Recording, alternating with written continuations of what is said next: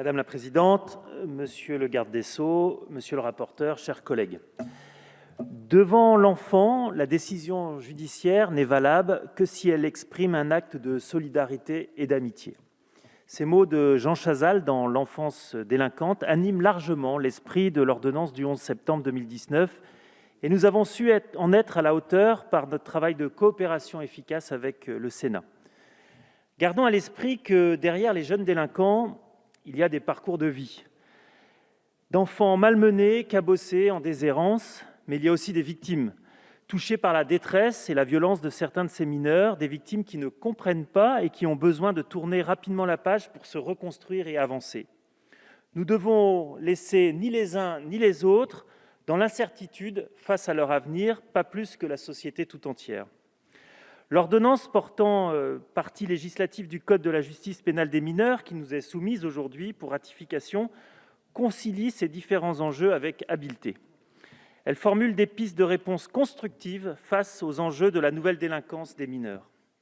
Le groupe du Mouvement démocrate et des démocrates apparentés se réjouit particulièrement que sur un texte si structurant pour nos enfants et notre société, la commission mixte paritaire ait pu aboutir. Cette ordonnance intervient dans le prolongement de plusieurs études, telles que le rapport Varinard de 2018 et la mission d'information conduite par nos collègues Jean Terlier et Cécile Untermaier, et je salue leur travail, début 2019. Leurs conclusions sont formelles. Les principes cardinaux de l'ordonnance du 2 février 1945 ont été remis en question. Dans leurs lettres, au fil des 39 modifications apportées au texte, avec une tendance au durcissement de notre politique pénale à l'égard des mineurs, et dans la pratique judiciaire ensuite, certains de ces principes s'avérant largement inadaptés à l'évolution de la délinquance juvénile, du fait notamment des délais de réponse pénale et d'un nombre excessif de détentions provisoires de mineurs. L'ordonnance du 11 septembre 2019 pallie cet épuisement de l'ordonnance de 1945 et représente indéniablement une modernisation substantielle du droit pénal des mineurs. Elle reprend les principes cardinaux de la justice pénale des mineurs, tels que la primauté de l'éducatif sur le répressif ou encore l'atténuation de la responsabilité du mineur en fonction de son âge. Et sur ce point particulier, nous sommes convaincus de l'introduction de la présomption de discernement à l'âge de 13 ans en vue d'améliorer la protection octroyée aux enfants. Nous rejoignons pleinement la décision de conférer à cette présomption un caractère simple, l'appréciation casuistique in specie devant prévaloir en toute situation. Le travail mené par le Sénat en séance publique pour définir le discernement nous paraît éclairant. Cette définition était nécessaire pour donner à l'ordonnance la clarté impérative à une protection efficace de nos enfants et adolescents. Nous saluons également un apport majeur de l'ordonnance, le raccourcissement de la durée moyenne de traitement des affaires qui sera ramenée de 18 mois aujourd'hui à 1 an.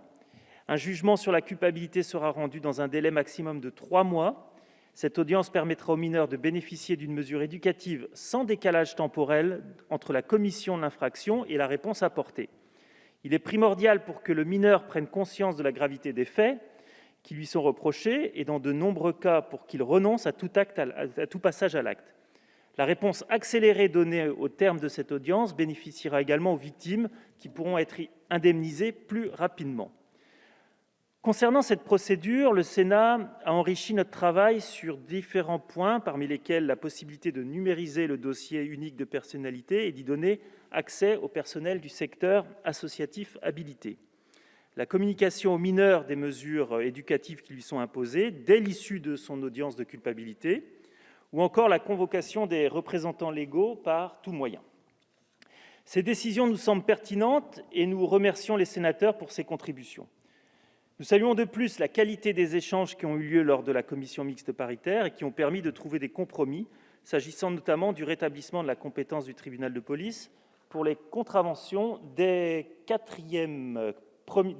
premières classes et celle du juge de la liberté et de la détention en matière de prévention provisoire des mineurs.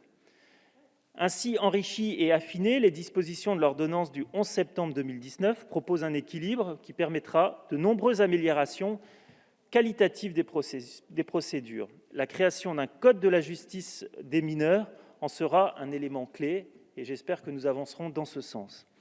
Nous devons toutefois garder à l'esprit, dans la mise en œuvre de ce texte, comme dans nos politiques plus générales de l'enfance, qu'il est primordial de renforcer les synergies entre les différents acteurs de l'enfance.